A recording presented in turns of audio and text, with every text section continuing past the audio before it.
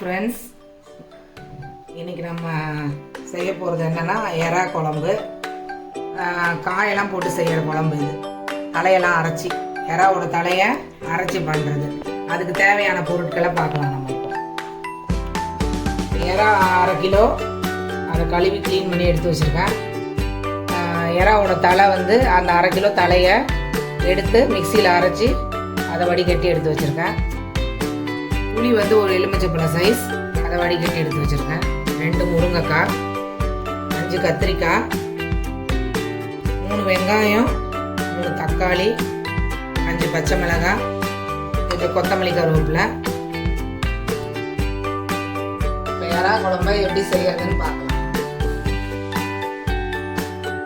எண்ணெய் நல்லா காஞ்ச பிறகு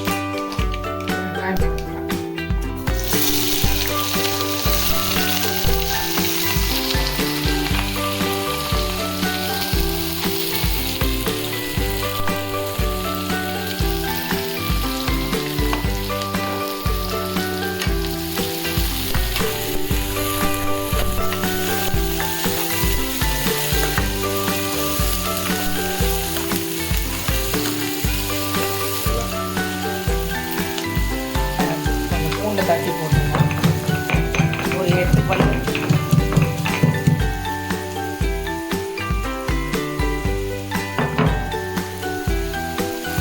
பூண்டு போட்டு அதுவும் கொஞ்சம் ரொம்ப கோல்டன் கலர்லாம் ஆக வேண்டாம்.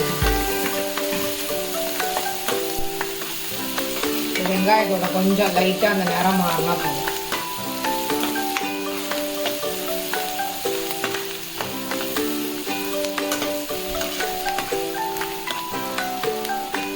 பூண்டு வாசனை கொஞ்சம் போன பிறகு தக்காளி போட்டேன். நாங்கள் இஞ்சி பூண்டு பேஸ்ட்டும் போடுவோம்.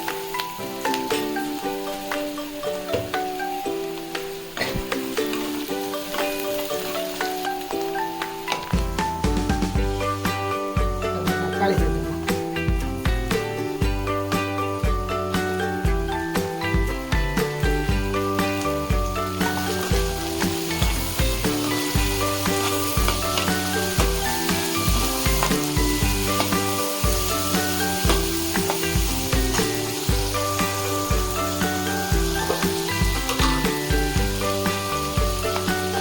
இஞ்சி பூண்டு பேஸ்ட் 1/2 ஸ்பூன்.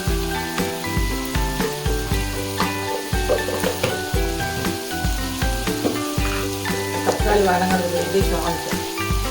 தக்காளி எல்லாம் நல்லா ஸ்மாஷ் ஆகும்.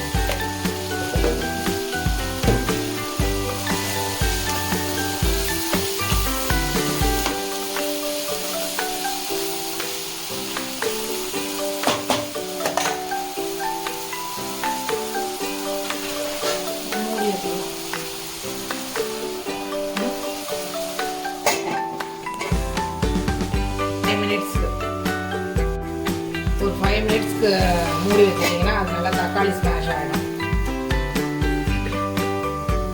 ஏன்னா வந்து எல்லாரும் கிரேவி பண்ணி சாப்பிட்ருப்பீங்க, 65 மாதிரி பண்ணி சாப்பிட்ருப்பீங்க, அப்புறம் பிரியாணியில் கூட செஞ்சு சாப்பிட்ருப்பீங்க. ஆனால் இந்த வெஜிடேபிள்ஸு போட்டு தலையை அரைச்சி குழம்பு வச்சு எவ்வளோ பேருக்கு இந்த டிப்ஸ் தெரியும் தெரியல. இது வந்து நான் எப்போ அடிக்கடி வச்சுருக்கேன். ஆனால் இது வந்து ஒரு டைம் ட்ரை பண்ணி பாருங்கள். எல்லாருக்கும் நல்லா இஷ்டமாக சாப்பிடுவாங்க. சின்ன பிள்ளைங்களுக்குலாம் நல்லா பிடிக்கும். இதில் நீங்கள் உருளைக்கிழங்கு கூட சேர்த்துக்கலாம், ஆனால் நான் சேர்க்கல இன்னைக்கு. இந்த முருங்கைக்காய், கத்திரிக்காய், உருளைக்கிழங்கு இது 3 கட்டாயமாக சேர்க்கலாம்.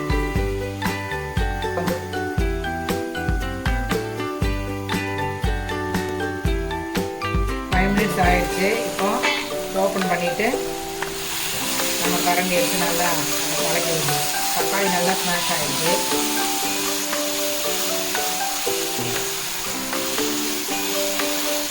தக்காளி நல்லா வதங்கிடுச்சு.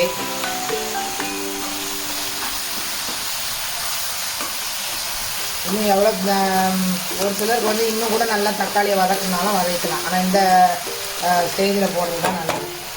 பச்சை மிளகாய் போட்டுக்கோங்க. 4 பச்சை மிளகாய் 2 உடச்சி போட்டுக்கோங்க. அப்புறமா இப்போ வந்து நம்ம காய்ங்க நல்லா சேர்க்கணும். அந்த 5 கத்திரிக்காய், அந்த 2 முருங்கைக்காய்,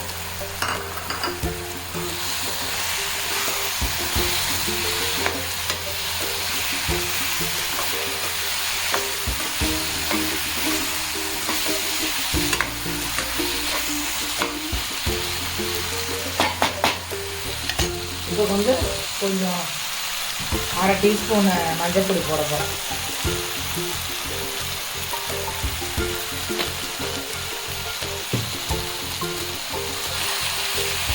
மஞ்சள் பொடி போட்டோம்னா நல்லா கலக்கி போடுறேன்.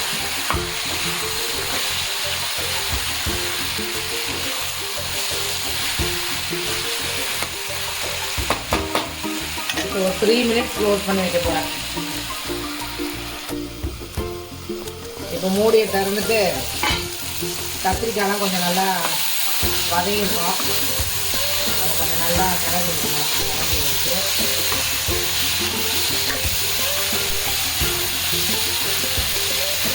தெரியும் அந்த கத்திரிக்காய் கலர் சேஞ்ச் ஆகுது.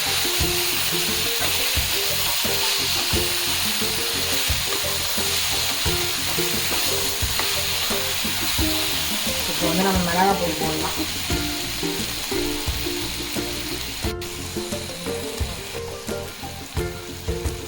ரெண்டு ஸ்பூன் மிளகாத்தூள், குழம்பு மிளகாத்தூள்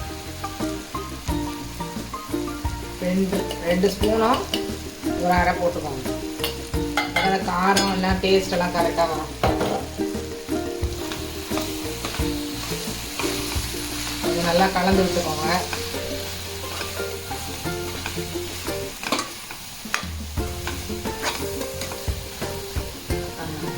ஒரு 1 மினிட் க்ளோஸ் பண்ணி வச்சுக்கோங்க.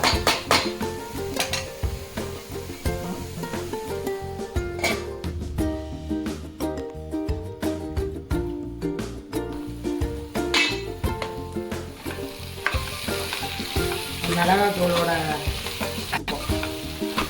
அந்த காயோட அந்த மிளகாத்தூளை போட்டு இப்படி கலந்து ஒரு 1 மினிட்டோ இல்லை 2 மினிட்ஸ் வச்சிங்கன்னு வச்சுக்கோங்க. நல்லா டேஸ்ட் அந்த காய்க்குள்ளெல்லாம் போய் நல்லா டேஸ்ட்டாக இருக்கும்.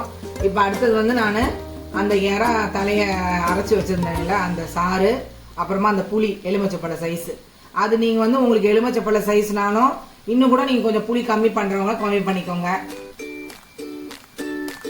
இப்போ நான் அதை ஊற்ற போகிறேன்.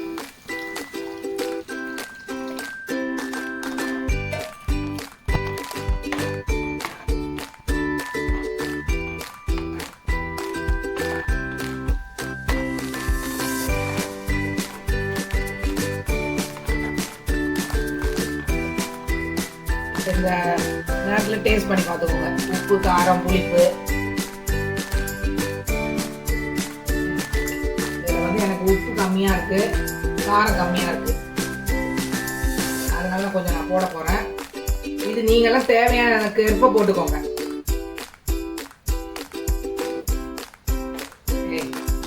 அவங்க எல்லாம் 1/2 கரண்டி போட்டிருக்கேன் மிளகாத்தூள், ஒரு 1/4 ஸ்பூன் உப்பு போட்டிருக்கேன். கொஞ்சம் நம்ம தண்ணி சேர்த்துக்கலாம்.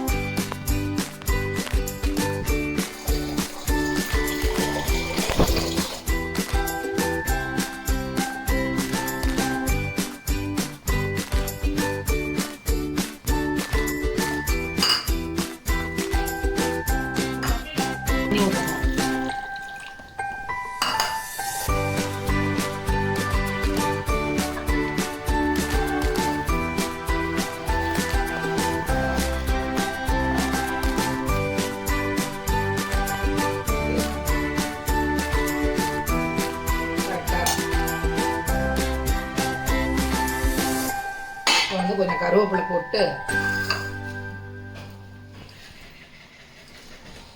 கொஞ்சம் கருவேப்பிலை போட போறேன்.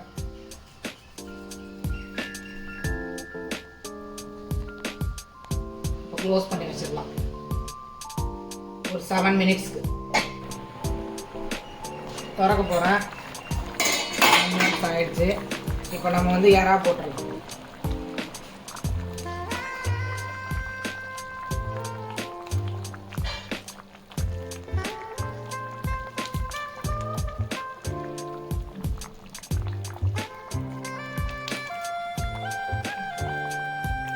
எறா போட்டு கரண்டியில் மெதுவாக கலக்கி விட்டுக்கோங்க.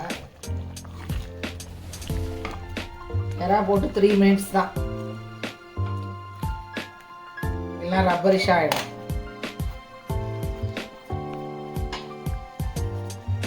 மூடிடலாம். 3 மினிட்ஸில் எடுத்துட்டு கொத்தமல்லி தூவி ஆஃப் பண்ணிடலாம். 3 மினிட்ஸ் ஆயிடுச்சு. தொடர்ந்து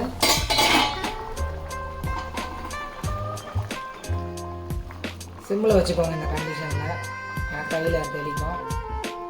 இப்போ வந்து கொத்தமல்லி தூவிட்டு ஆஃப் பண்ணிடலாம். எறா தலையை அரைச்ச குழம்பு ரெடி ஆயிடுச்சு. இப்போ கொத்தமல்லி சிம்மில் வச்சுட்டு கொத்தமல்லி தூவிக்கோங்க.